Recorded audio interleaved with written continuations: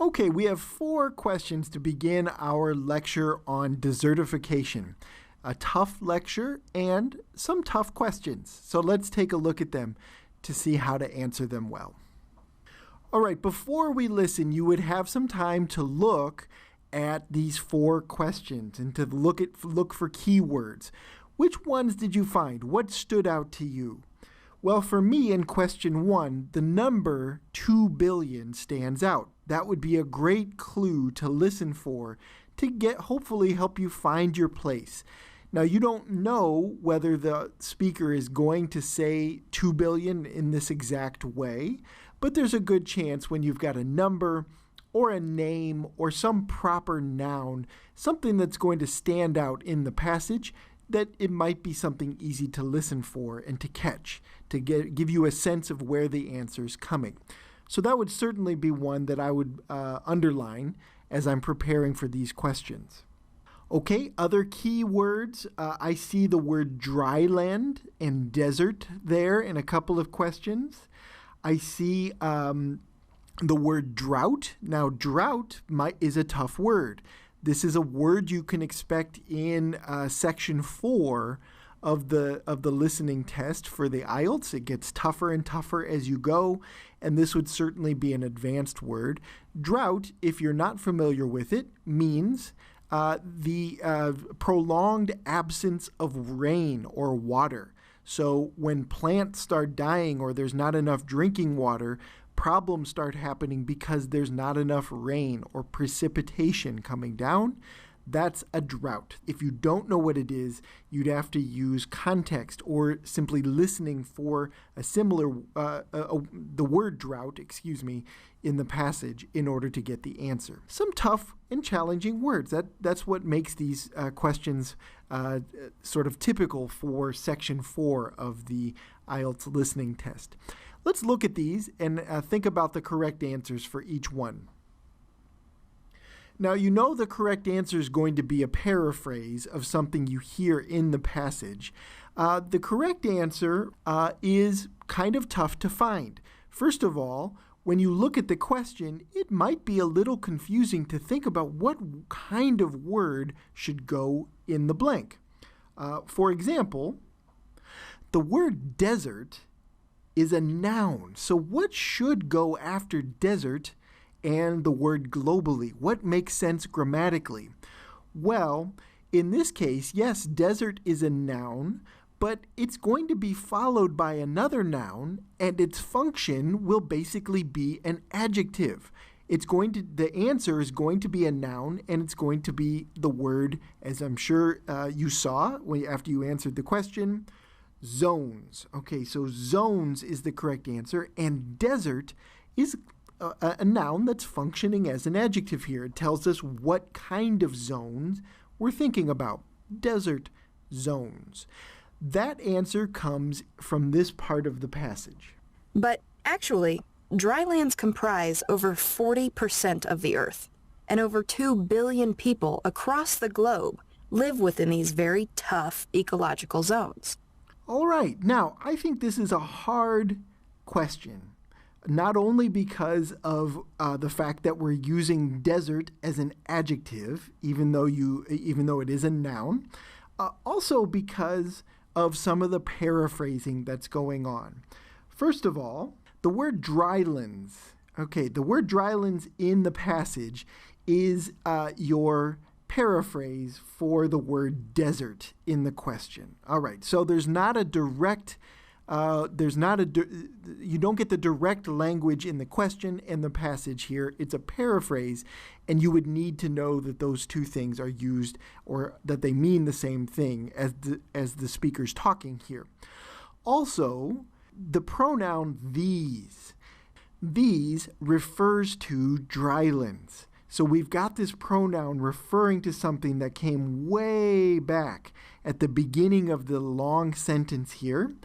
And then these is described as a tough ecological zone. All right, so you would have to know that drylands and desert are a paraphrase, and that we're talking about dryland zones or desert zones for the answer here. Pretty tough one, okay, because of that separation between drylands and zones at the end of the sentence. Now let's look at 32.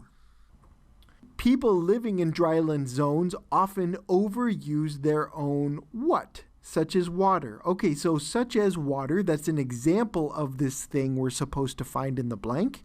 And hopefully you got the answer, which is here. And to survive, people in drylands, these kinds of societies often will utilize too much of what little resources they have.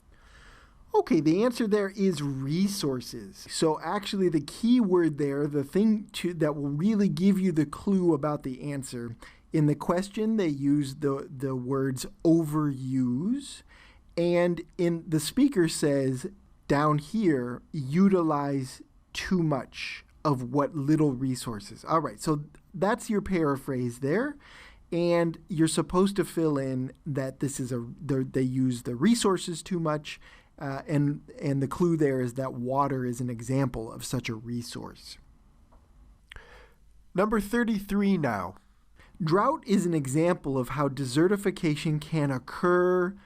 All right, how? Now, here, based on the sentence structure, okay, we're filling in this blank right at the end. We know we're only looking for one word.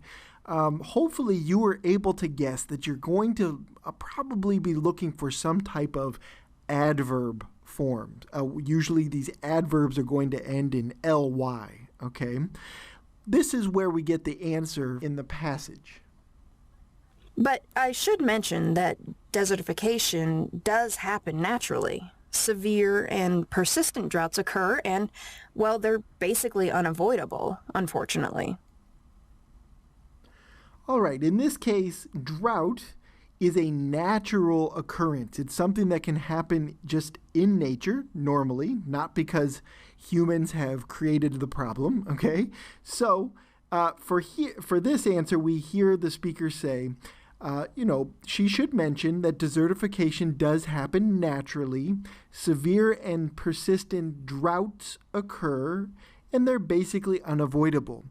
If this question was tricky, it may be because she uses the word drought after she describes how these things can happen naturally. Okay, she says, I should mention that desertification happens naturally, and then provides drought as the example of that. All right, so perhaps keeping track of those two ideas together might have been tricky, because your sentence paraphrase, okay, that you get for the question puts drought before, okay? It says drought is an example of how desertification can occur. You're supposed to find naturally there, which came earlier, just right before what she says in the passage. And finally, number 34. Historically, increasing populations led to the need for irrigated what? Now, if you know the word irrigated, it's a big help, all right? You could probably even guess the correct answer to this question. But if not, you would have to use context for some clues. Let's look at where this answer comes in the passage. But population growth led to less movement and more farmland, and that farmland needs to be irrigated. Okay, farmland is your answer there. She talks directly about irrigated farmland, okay? And again, like the previous paraphrases, in your question stem, all right, we put irrigated and then the answer comes. Here in the passage, she talks about farmland and then irrigated comes at the end of the sentence. This is a normal thing that the IELTS listening does to see if you can follow these ideas and track them and keep track of which nouns relate to which verbs in particular in this sentence. All right, so if you were able to catch the additional paraphrase here, we've got increasing populations in the question stem, then we have population growth that we heard in the passage. If you're able to catch that paraphrase, hopefully you'd be able to find more easily where the answer's coming and listen for the fact that it's farmland that needs to be irrigated. Okay, those are our 4 sentence completion questions for the first part of our desertification passage.